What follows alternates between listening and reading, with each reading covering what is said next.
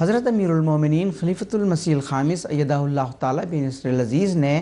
مرخص 17 جنوری سن 2014 کو مسجد بیت الفتوح لندن میں جمعہ کا خطبہ ارشاد فرمایا اور نماز پڑھائی۔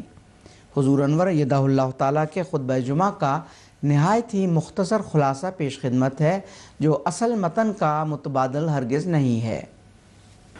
تشہد، تعوذ اور سورہ فاتحہ کی تلاوت کے بعد حضور انور ایدہ اللہ تعالیٰ نے فرمایا کہ گزشتہ خطبے میں یہ ذکر ہو رہا تھا کہ عملی اصلاح کے لیے جو روکیں راہ میں حائل ہیں، جو اسباب ہمیں بار بار پیچھے کھینچتے ہیں، ان کو دور کرنے کے لیے کن چیزوں کی ضرورت ہے، اور اس بارے میں یہ بیان کیا گیا تھا کہ اگر انسان میں قوت ارادی صحیح اور پورا علم اور قوت عمل پیدا ہو جائے تو پھر عملی اصلاح کی برائیوں کا مقابلہ کیا جا سکتا ہے، کیونکہ اعمال کی کمزوری ہوتی ہی اس وقت ہے جب قوت ارادی نہ ہو یا یہ علم نہ ہو کہ اچھے اعمال کیا ہیں اور برے اعمال کیا ہیں، اور اچھے اعمال کو حاصل کس طرح کرنا ہے، کس طرح بجا لانا ہے، اور برے اعمال کو دور کرنے کی کس طرح کوشش کرنی ہے۔ پس قوت ارادی کو مضبوط کرنا، علمی کمزوری کو دور کرنا اور عملی طاقت پیدا کرنا یہ بڑا ضروری ہے۔ حضور انور ایدہ اللہ تعالیٰ نے فرمایا کہ عملی طاقت اپنی کوشش سے بھی پیدا ہوتی ہے، اور اگر بہت ہی کمزور انسان ہو تو پھر بیرونی مدد کی ضرورت ہوتی ہے۔ حضور ایدہ اللہ تعالیٰ نے فرمایا کہ یہ تو ہم نے دیکھ لیا کہ عملی اصلاح میں جن باتوں کی ضرورت ہے ان میں سب سے پہلی قوت ارادی ہے۔ یہ قوت ارادی کیا چیز ہے تو اس بارے میں واضح ہونا چاہیے، اور حضرت مسلم موعود رضی اللہ تعالیٰ عنہ نے بڑے احسن رنگ میں اس کا بیان فرمایا ہے کہ قوت ارادی کا مفہوم عمل کے لحاظ سے ہر جگہ بدل جاتا ہے۔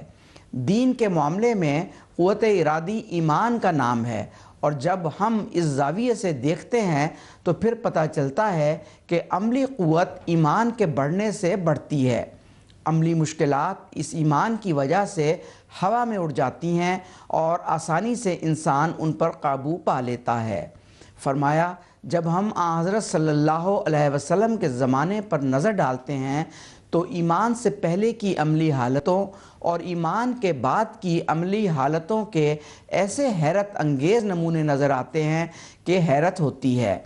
اس زمانے میں شرابیوں کی کیفیت بیان کرتے ہوئے حضور انور ایدہ اللہ تعالیٰ نے چند مثالیں بیان فرمائیں، اور پھر صحابہ کی کیفیت بھی بیان فرمائی۔ جب اسلام کے آغاز میں شراب کے حرام ہونے کا حکم نازل ہوا تو صحابہ کا کیا رد عمل تھا؟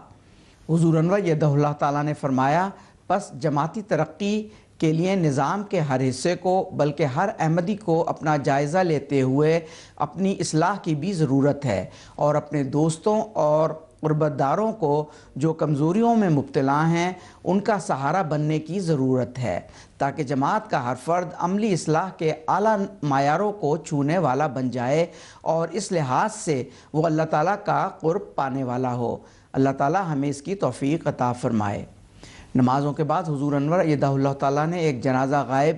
پڑھنے کا اعلان